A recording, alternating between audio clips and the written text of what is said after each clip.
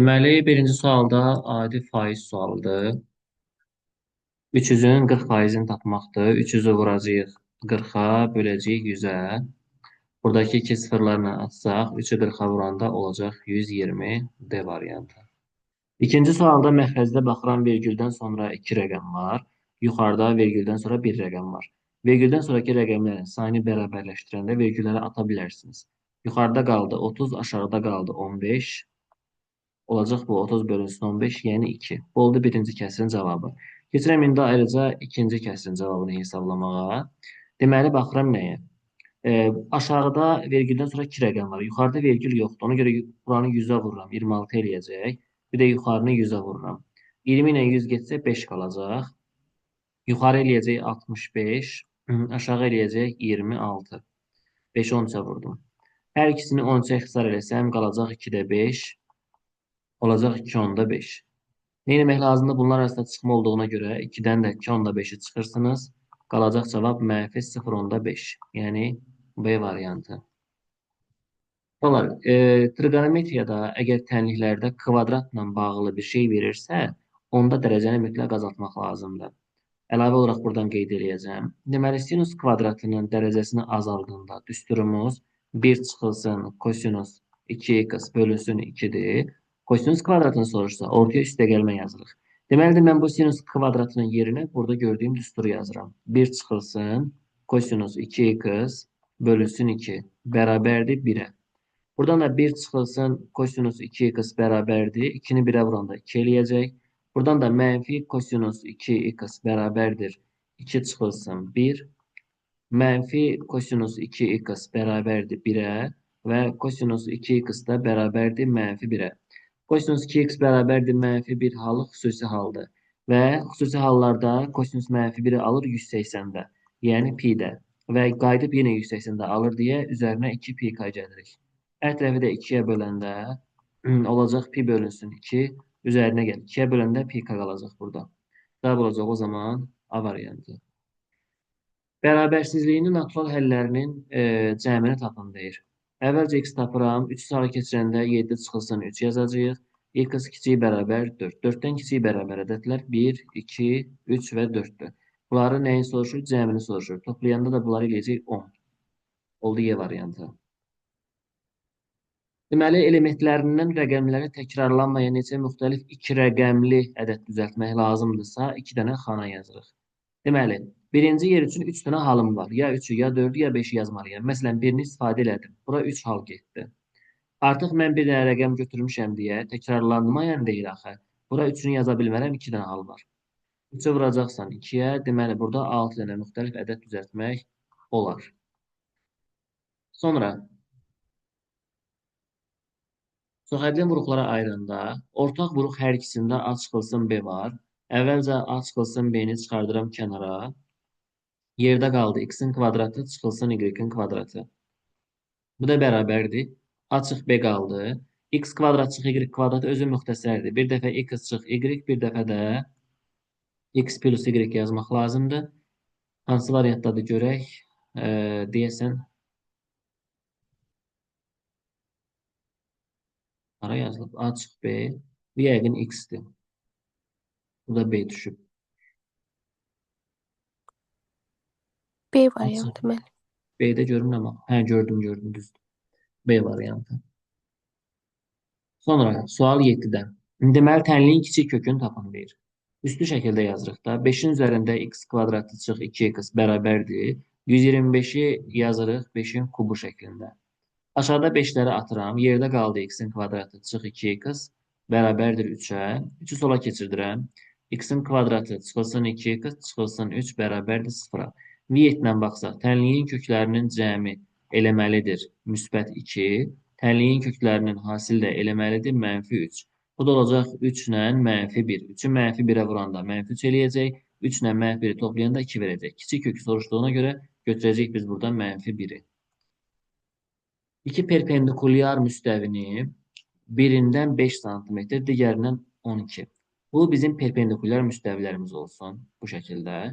Deməli, bir nöqtədir. Birindən 5 sm məsafədə, birindən də 12. Yəni, buradan bura məsafə olsun 5. Buradan buraya məsafəmiz olsun 12. Onda qarşısı da 5 olacaq. Digərinin də qarşısı olacaq burada 12. İndi nə edəcəyik biz burada? Mənə soruşur ki, bu müstəvilərin kəsişmə xətti nə qədər məsafə? Kəsişmə xətti bu göy nöqtə qoyduğum yerdir. Bura qədər məsafəni tapmaq üçün biz bunları birləşdiririk. Baxın, burada bir dənə düzbucaqlı, üçbucaq alındı. Pifaqor ədədlərində 5, 12 avtomatik bura olacaq 13, yəni B variantı. Pifaqor ədədlərini bilmirsinizsə, 5-in kvadratından 12-nin kvadratını toplayacaqsınız. Eləyəcək bu 169. Bundan da kök çıxacaq 13. Bu şəkildə yanaşa bilərsiniz. Loqaritmada toplamanı vurma ilə yazırdıq. Olacaq loqaritma 3 əsasdan. Buradakı 5-də 9-u, yəni bu hissəni vurmaq lazımdır 5-ə. 5-lər getsə, qalacaq orada loqaritma 3 əsasdan 9. Bu da eləyəcək loqaritma 3 əsasdan 9-u yaza bilərəm. 3-ün kvadratı dairəyə alıram. Bunlar getdilər. Cavab qaldı. Burada 2. Yəni B variantı. Sual 10-da. Tam səthinin sahəsi 150 olan kubun bir üzünün diaqonalını tapın. Tam səthi deməli bunun 6 üzü var. 6a kvadratıdır. Bərabərdir 150-yə. Buradan a kvadratı bərabər 150-ni 6-ya böləndə 25 qalacaq. A da bərabər olacaq buradan 5-ə. Bir üzü kubun diaqonalı soruşur. Kubun bir dənə üzü kvadratdır. Kvadratın da diaqonal düsturu a kök altında 2-dir. A-ya 5 tapmışam, yerinə yazsam olacaq burada 5 kök altında 2. Yəni D variantı.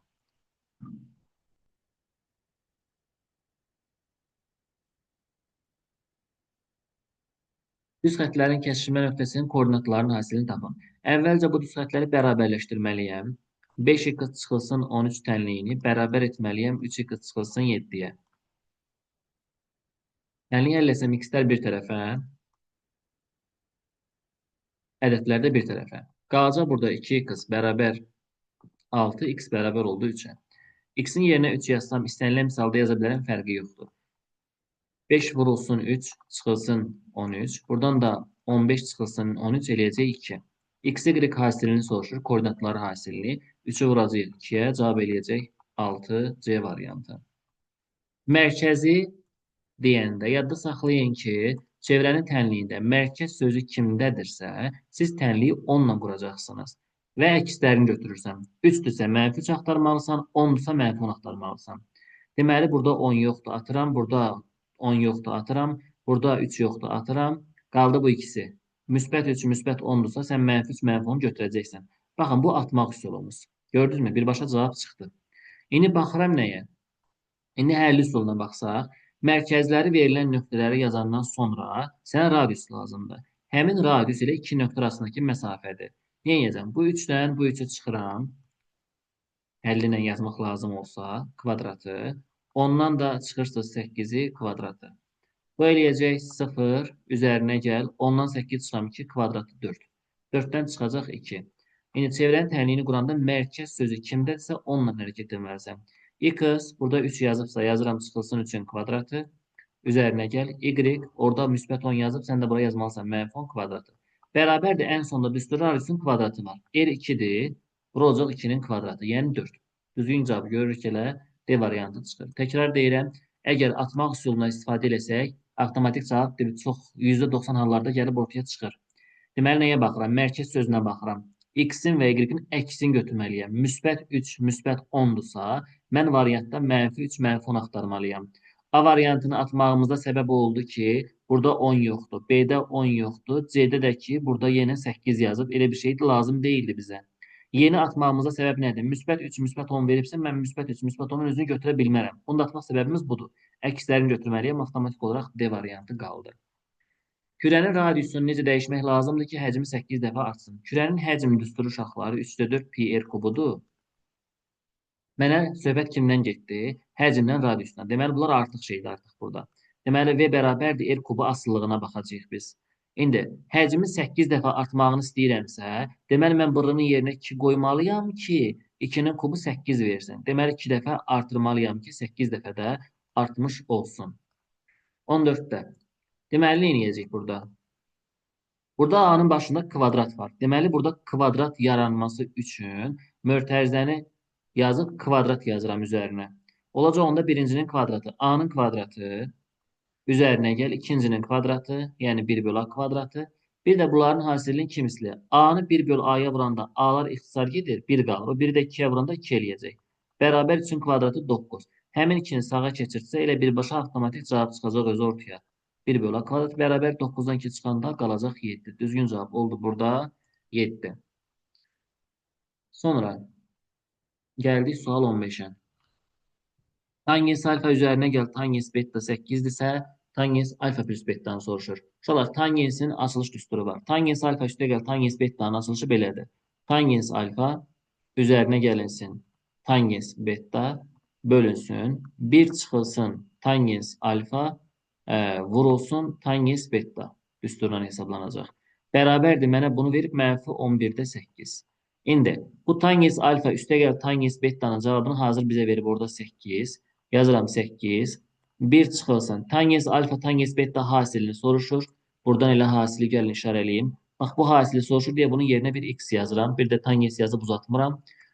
Bərabər nə yazılıb bura? Mənfi 11-də 8. Bax, belə yazıram. Mənfi 11-də 8. Buradan 8-ləri atandan sonra elə bunlar bir-birinə bərabər qalmalıdır. 1 çıx x bərabərdir mənfi 11-ə. 1 üstə gəl 11 bərabər mənfi x aparıram digər tərəfə. X də bərabər oldu 12-yə. Deməli, hasili tangenslərin 12-yə bərabər imiş. Həqiqi əmsallı bu kvadrat tənliyinin köklərindən biri, deməli, x1 bərabərdir 3 çıxılsın 2 idi. Avtomatik bilirsən ki, kompleks ədədlərdə hər zaman ikinci kök bunun qoşması olacaq. Olur bu 3 üzərinə gəl 2i şəklində. İndi məndən soruşur M-i. M tənliyin köklərinin hasilinin yerində durduğuna görə biz bu tənliyin hasilini tapmalıyıq köklərinə. Yəni x1 ilə x2-nin hasilini tapmalıyıq. Onda yazıram M bərabərdir. 3-ü vuracam 3-ə 9 eləyəcək. Mənfi 2i-ni müsbət 2i-yə vuranda mənfi 4i-nin kvadratı eləyəcək. I-nin kvadratının yerinə də biz mənfi 1 yazdığımıza görə olacaq 9 çıxılsın 4 vurulsun mənfi 1. Bu da eləyəcək 9 üzərinə gəlinsin 4. Cavab oldu burada 13. Sonra sual 17-də. Deməli, alfa bucağımız 60 dərəcədir. Bura 60 dərəcədirsə, onda qarşısındakı qövsümüz 120 olacaq. 2 dəfə çox olacaq buradan. Beta 20-dir. Onda bura olacaq 40. AMB qövsü opşi bura 130-dur. Bir dənə gözləyin. Burada bucaqlarda yanlışlıq var. Onu mən düzəldim. Çünki bu belə düşmüyor bura. Burada alfa 60 deyil. Bu 60-ı düzəldək birinci növbədə. 16 olsun. 16'dır. Aha. Bunda alfaya 16 yazanda qarşıdakı qövs olacaq 32. Yenə beta bucağı 20-dirsə qarşıdakı qövs olacaq 40 dərəcə. Opşi bura bir yerdə 130 eləməlidir. 130 eləməlidir. İndi əvvəlcə 40-ın üzərinə 32 gələndə 72 eləyəcək. Mən 130-dan çıxmalıyam 72-ni. Qalacaq burada 58. Deməli, buradakı bucaq 58 oldu. Məndən qammanı soruşur. Qamma da daxilə çəkilmiş bucaq olduğuna görə 58-in yarısına bərabərdir. 58-in yarısı da olacaq 29. Buradakı bucaq oldu 29. İfadənin qiymətini tapın deyir. Hamısını kökdə 2-yə vururam. 3 kökü altında. 32-ni 2-yə vuranda 64. Üzərinə gəl. 4 kök altında. 2-ni 18-ə vuranda 36. Bərabərdir. Burada 64-dən 8 çıxır və 3-ə vurulur. Olur 24. 36-dan 6 çıxır və 4-ə vurulur. Olur 24. 24 plus 24 cavab olacaq. Burada 48. Sonra gəldik ətraflı yazılı tələb olunan suallara. Bunlar sizi qorxutmasın. Ətraflı yazılı tələb olunan sualların söz yığını ola bilər, amma misalın həlli qısa da ola bilir. Çox hallarda diqqətli olmaq lazımdır. Deməli, baxıram nəyə? Deyir, sabit x kilometr saat sürətlə hərəkət edən sürətlə axan çayın sahilində bir düz xətt boyunca ardıcıl olaraq A, B, C məntəqələri verilmişdir. Ardıcıl olaraq ABC məntəqələri verilir. O məntəqələri yazım. Orada imtahanda şəkildə məntəqə özü hazır var idi. Bu indi PDF-də yoxdur. Hazır orada var idi. A, B, C. Bu şəkildə ardıcıl verilmişdi. Motorlu qayıq deməli çayın axını istiqamətində A məntəqəsindən C məntəqəsinə gedir. A-dan C-yə. Buradan A-dan C-yə göstərir. Baxın diaqramın içərisində. Və C məntəqəsindən də gedib hara? B məntəqəsinə qayıdıb. C-dən də B-yə. C-dən də B-yə. Və ümumi AB 44-dür. Bunun getdiyi yol. Mənə lazımdır çayın axma sürəti. Yəni bizə bu x tapandan sonra elə çayın axma sürəti x-i də yuxarıda şərtdə özü qeyd edirik. Biz x axtarırıq. İndi uşaqlar, gedilən yolu tapmaq üçün sürəti zamana vurmaq lazımdır. Mən indi AC məsafəsini tapmaq istəyirəmsə, hardan göstərəm? Elə bu yuxarıdan yazım da. SAC bərabərdir nəyə? Bu sürət, bu zaman bunları bir-birinə vurmalıyam. 4-ü vururam 30-a, 120, üzərinə gəl. 4-ü vururam x-ə, 4x. Bu oldu birinci. Gəlirəm indi ikinci hissəyə. Bu da C ilə B arasındakı məsafədir. SCB yazıram. S yoldur bu arada, gedilən yol. Burada nə etmək lazımdır? Yenə bu sürətlə zamanı bir-birinə vurmaq lazımdır. 3'ü vururam 30'a 90. 3'ü vururam x'e 3x. İndi mənə lazımdır ki, AB 44'dür. Mən AB-ni tapmaq üçün bu AC-dən bu BC-ni çıxmalıyam ki, bu AB tapılsın. AC deməli nədir orada? 120 üstə gəlinsin 4x-dir. Mən bundan çıxmalıyam. 90 çıxılsın 3x-i və bərabər etməliyəm 44-ə. Adi bir tənlik aldıq. Gəlirik qiymətləri mötərizəni açandan sonra x-in qiymətini tapmağa. Olacaq burada 120 üzərinə gəlir 4x çıxılsın 90. Mənfi var deyə qarşıda olacaq plus 3x bərabərdir 44-ə. Deməli, buradan alınır. 3x 4x alındı 7x. 120-dən 90 çıxanda 30 qalır. Plus 30 bərabərdir 44-ə. Buradan 7x bərabər 44-dən 30 çıxanda 14x də bərabərdir 2-yə. X-in qiyməti olacaq burada 2. Sonra rombun iti bucağı 60 dərəcə. Romb çəkirik. Buradakı iti bucağımız deməli 60 dərəcədir. Kiçik diaqonalda 3-dür. Bax, burada 3-dür. Mənə soruşur ki, rombun xarici oblastında olmaqla tərəflər üzərində qurulmuş kvadratların sahələri cəmini tapın. Rombun bu iti bucağı 60 dərəcədirsə, onda baxın, buradakı bucaqda 60-60 bölünəcək. Çünki ora 120 qalıb, diaqonalda tən böləndi. Bu da olacaq 60 dərəcə, burada olacaq 60 dərəcə, burada olacaq 60 dərəcə. Yəni, onda belə çıxır ki, rombun bütün tərəfləri kiçik diaqonalın özünə bərabərdir. Hamısına 3 yaza bilərəm. Mən bu rombun üzərində kvadrat qururamsa, və buradan kvadratlar qurmaq lazımdır. İndi orada şəkil daha yaxşı görünmək üçün çəkə bilərsiniz. Və beləsinə, bu şəkildə. İndi bu yuxarı qalxacaq. Mən misalın içine girdim, yox. Bu da buradan beləsinə, buradan kvadrat yaranacaq, elə bil ki. Kvadratların sahələri cəmi soruşur. Bunun tərəfi 3-dürsə, sahəsi üçün kvadratı 9 eləyəcək. Eyni şəkildə tərəfi 3-də kvadrat 9 eləyəcək sahəsi. Yenə burada 9 eləyəcək. Eyni şəkildə burada 9 eləyəcək. Deməli, onda kvadratların sahələri cəm olacaq. 4 dənə 9 eləyəcək. Cavabımız 36. Qutardı getdi. Sonra gəldik sual 21-ə. Yeni il üçün hazırlanmış şam ağacının budaqları mərtəbələr şəklində düzülmüş və mərtəbələr yuxarıdan aşağıya doğru 1-dən 9-a nömrələnmişdir. Elə bil belədir də, bu şəkildə qurulubdur, yol kadda elə bil ki. Yuxarıdan aşağı doğru nömrələnir. Elə bil 1, 2, 3, 4, 5, 6, 9 dənədir də. 7, 8, bu da olsun 9. 9-a qədər nömrələnir. Görsel olaraq budur. Nə lazım bizə? Deyir, 1-dən 9-a qədər nömrə. Bu cümlə boş söhbətdir artıq. Davamı lazım bizə. Mərtəbələrdəki budaqların sayı nömrələndiyi ardıcılıqla ədədi silsilə. Hə, deməli silsilə sualıymış bu. Ədədi silsilə mənə gətirir. Deyir, 2-ci ilə 8-ci mərtəbələrin budaqların sayıları cəmi. Yəni, A2 üzərinə gəl A8 deməkdir. Bunların cəmi bərabərdir 18-ə. 9-cu və 5-ci. Yazıram onda A5 üzərinə gəlinsin A9. Daha doğrusu sayılar fərqi deyilmiş. Fərqi davamlı oxumamış yazdım. 9-cu və 5-ci. A9 çıxılsın A5 də bərabər neçəyə? 5-ci mərtəbədəki budaqların sayıları fərqi 8-ə bərabərdir. Burada yazdım 8. Məndən soruşur ki, ən alt mərtəbədəki budaqların sayını tapın. Ən alt mərtəbədə duran kimdir? A9-dur. Bizdən soruşur ki, A9 nəyə bərabərdir? Biz bunu axtarırıq. İndi uşaqlar, silsilənin açılışını bilirik də. Sistem tənlik qoysam bura.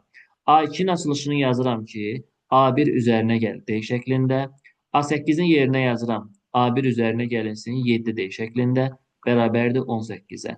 A1 ilə A1 olacaq burada 2A1. D ilə 7D verəcək 8D. Bərabərdir 18-ə. Bu qalsın belə hələ ki. A9-un yerinə yazıram. A1 üzərinə gəlinsin 8D. Çıxılsın. A5-in yerinə yazıram. A1 normalda üstəgəl yazıram. Qabaqda mənfi var deyə çıxılsın 4-də bərabər 8 yazıram. A1-dən A1 çıxdım, getdi. 8D-dən 4D çıxanda qalacaq 4D bərabərdir 8-ə. D də bərabər oldu burada 2-yə. Gəlirəm D-nin yerinə, bu hissədə 2 yazıram. Ha burada. Olur 2A1 üzərinə gəl. D-nin yerinə 2 qoysam 2 dəfə 8 16 bərabər 18-ə. Buradan da 2A1 bərabərdir 2-yə. A1 də bərabər olacaq 1-ə. Mənə lazımdır A9. A9-un yerinə mən yaza bilərəm ki, A9 bərabərdir. A1 üzərinə gəl 8-dir. Gətir qiymətləri yerinə yaz.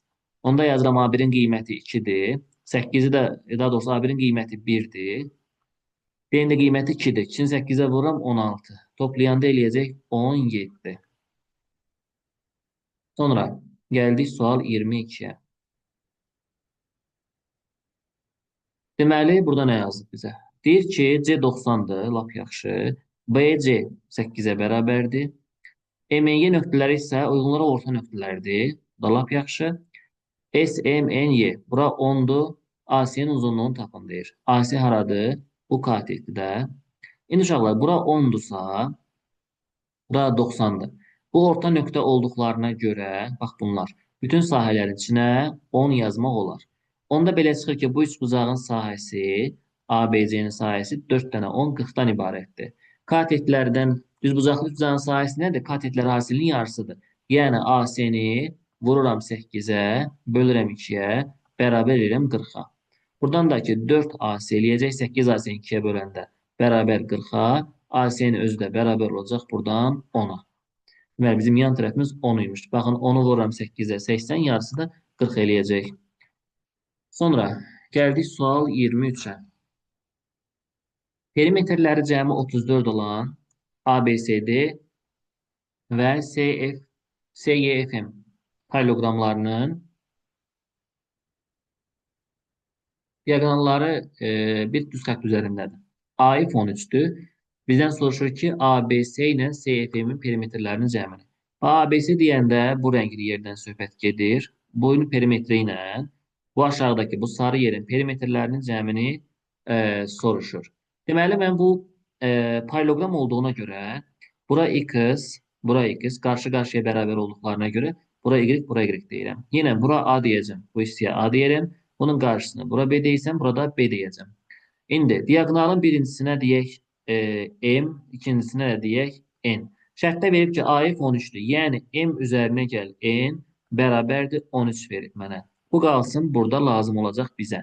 Sonra deyəcək perimetrlərin cəmi 34-dür. Burada perimetrlər deyəndə 2x üzərinə gəl 2y ilə 2a üzərinə gəl 2b-nin cəmi bərabərdir 34-ə. Hamısını 2-yə bölsək, x üzərinə gəl y, üzərinə gəl a, üzərinə gəl b, bərabər olacaq 17.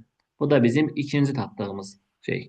Üçüncü növbədə bizdən nələr soruşursa, onları yazmalıyam. Deyir, perimetr ABC, üzərinə gəl, perimetr CFM. Bunu tap. ABC-nin perimetri deyəndə ABC-nin tərəflərində kim var? X var, M var, Y var. Yazıram x üzərinə gəl M, üzərinə gəl Y. CFM-in tərəflərində isə B var, A var, N var. B, A, bir də N. İndi fikir verin. M mən N-in yerinə 13 yazıram. Bax, bu M, bu da N. Bunun yerinə 13 yazdım. Yerdə x, Y, B, A qaldı. Onun da yerinə 17 yazıram. 13-ün də üzərinə 17 gələndə cavab eləyəcək 30. Şəkildə nə verilir bizə? Hərflər yazılıb. Deməli, A hərfindən nə qədərdir görək? 1, 2, 3, 4 dənə. B hərfindən 1, 2, 3, 4, 5, 6, 7, 8 dənədir. C hərfindən də 12 burada yerdə qaldı 4 dənə. İndi baxıram nəyə? Deyir ki, bu elə qaydada izah etdiyim sualdandır. Torbaya ardıcıl olaraq 3 dənə kart çıxarılacaq və çıxartdığım kartı torbaya qaytarmamalıyam. Bax, qaytarmamaq şərti ilə deyir ha. Deməli, onda hər dəfə bir dənə kart azalmış olacaq.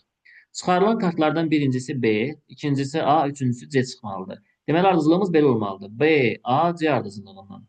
Birinci baxıram ki, torbada 16 dənə kart var. Mən 16 dənədən B çıxartmalıyam. B nə qədərdir? 8 dənə. Yazıram 16-da 8. Artıq bir dənə kart götürmüşəm deyə yerdə qalacaq 15 kart. İkinci nə çıxmalıdır? A hərfi. Olacaq 4 dənə. 15-də 4 yazıram. Artıq bir dənə də kart çıxdığına görə yerdə qaldı 14 dənə kart. 14 dənə kartdan da C-ni çıxardacağım. Bu da eləyəcək 4. Bərabərdir. Bunu hesablamaq lazımdır. İxtisarlarımıza aparsaq görə nə qalacaq? 8 ilə 16 getsə 2 qalacaq. 2 ilə 4 getsə burada 2 qalacaq. Bu 2 ilə bu 14 getsə 7 qalacaq. Başqa heç nə qalmadı. 7-ni 15-ə vururam. Eləcək burada 105. Yuxarıda isə 4. Bu getdi. Sonra 25. Deyir ki, hovuzu doldurmaq üçün istifadə edilən A kranından boşaltmaq üçün isə B kranından istifadə olunur. Doldurmaq üçün A-dan, boşaltmaq üçün B-dən. Bunu anladıq. Sonra suyun miqdarını zamanla asılı qrafiki verilmişdir. Hər iki kran eyni zamanda açılarsa 8 saat açıq qalarsa. Deməli, baxıram birinci 2-yə baxaq. Bu A-ya. A üçün uyğun olan. Deməli, belədir də 2 saata 18 litr götürək burada. Mənə 8 saatlıq lazımdır açıq qalmağı. 8 saata da A götürürəm. A-nın özündən söhbət gedir deyə A yazıram. İndi çarpaz vursam 2A bərabərdir. 8 18-ə vuranda elə 8 vur 18 yazıram. 2-yə ixtisar eləsəm A bərabərdir. 4 vurulsun 18 qalacaq. A oldu buradan 72. İndi keçirəm B ekranına. Deməli, B ekranında nə deyir? B ekranı özü 3 saata 15 litr. Deməli, 3 saata 15 litr göstərir. Mənə lazımdır amma 8 saatlığı. 8 saata da ki, B yazıram elə. Çarpaz vursam 3B bərabər 8 15-ə vuranda 120. B də bərabər oldu buradan 40-a. İndi A kranı doldururdu, B kranı boşaldırdı. Biri doldurur, biri boşaldırsa, onda bunlar çıxmaq lazımdır. 72-dən 40-ın çıxanda əlimizdə qalacaq 32. Mənə lazımdır nə? Deyir ki, cümlənin axırında həcmi 50 olan hovuz neçə faiz su ilə dolar? Həcmi 50-dirsə, həmin 50 litrimiz, kubmetrimiz sayılacaq 100%. Bu 32-miz də sayılacaq x%. Bu x tapmaq lazımdır. Bu da eləyəcək 50 aşağıda, 32 vurulsun 100 də yuxarıda. Bu da bərabərdir. 50 ilə 100 getsə 2 qalacaq. 2-ni 32-yə vuranda 64% eləyəcək.